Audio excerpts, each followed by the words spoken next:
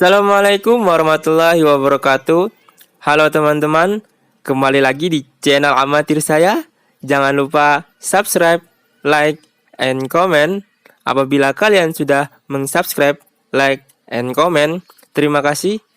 Tidak usah banyak basa-basi, silahkan tonton dan dengarkan materi dari saya.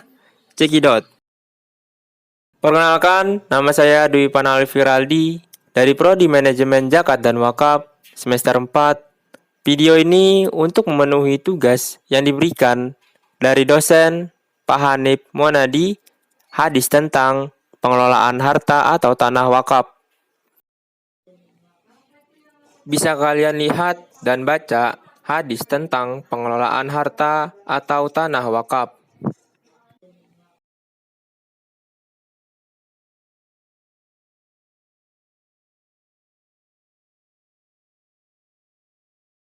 Dari hadis itu dijelaskan tentang bagaimana cara kita mengelola tanah wakaf, bahwa kita boleh mengelola pepohonan atau tanaman yang ada di lahan tersebut.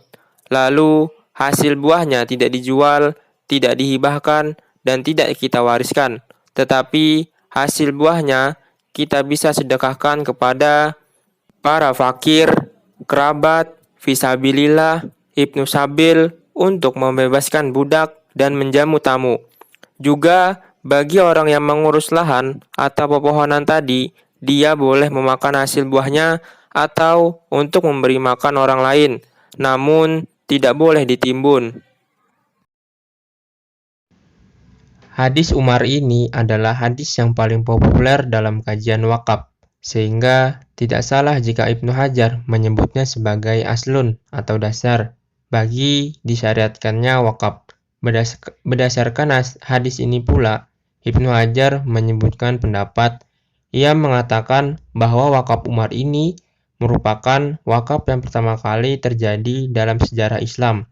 Selain itu, Ibnu Hajar juga menyebutkan banyak kesimpulan mengenai wakaf dari hadis tersebut, yaitu disyariatkannya wakaf dalam bentuk tanah dan menolak pendapat yang mengatakan bahwa wakaf tidak bersifat abadi atau boleh ditarik kembali oleh wakif.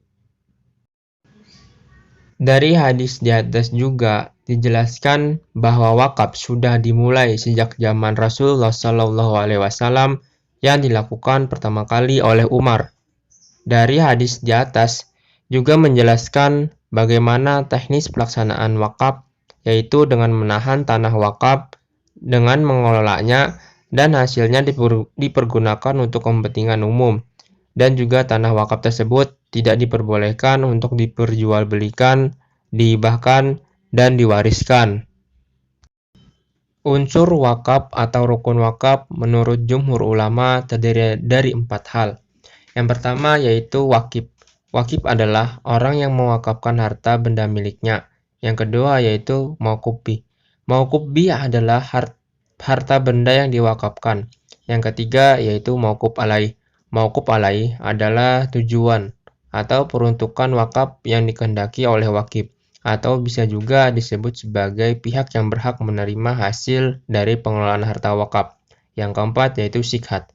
Sikhat adalah pernyataan atau ikrar wakaf yang diucapkan oleh wakif. Namun, dalam Undang-Undang Nomor 41 Tahun 2004 terdapat tambahan unsur wakaf, yaitu nazir dan jangka waktu wakaf. Dalam pengelolaan tanah wakaf merupakan suatu perkara yang tidak dapat dipisahkan dari keberadaan nazir.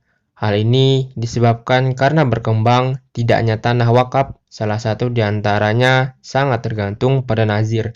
Nazir merupakan kunci utama keberhasilan pengembangan harta wakaf untuk mencapai tujuan wakaf.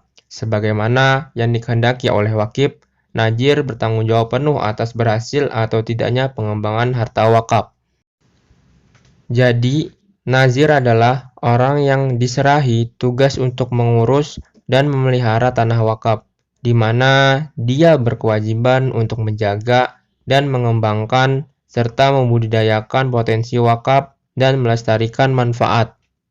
Pada dasarnya, siapapun dapat menjadi nazir sepanjang ia bisa melakukan tindakan hukum. Tetapi karena tugas nazir ini menyangkut harta benda, yang manfaatnya harus disampaikan pada pihak yang berhak menerimanya. Jabatan nazir harus diberikan kepada orang yang memang mampu menjalankan tugas itu. Syarat untuk nazir adalah yang pertama, warga negara Indonesia, yang kedua, beragama Islam, yang ketiga, dewasa, yang keempat, amanah, yang kelima, mampu secara jasmani dan rohani, serta yang keenam, tidak terhalang melakukan perbuatan hukum. Dengan kata lain, nazir merupakan sosok paling penting dalam proses perwakapan. Bisa dikatakan bahwa nazir adalah manajer wakaf yang bertanggung jawab terhadap pemeliharaan, pengelolaan, dan pendistribusikan hasil wakaf kepada mauquf alaih.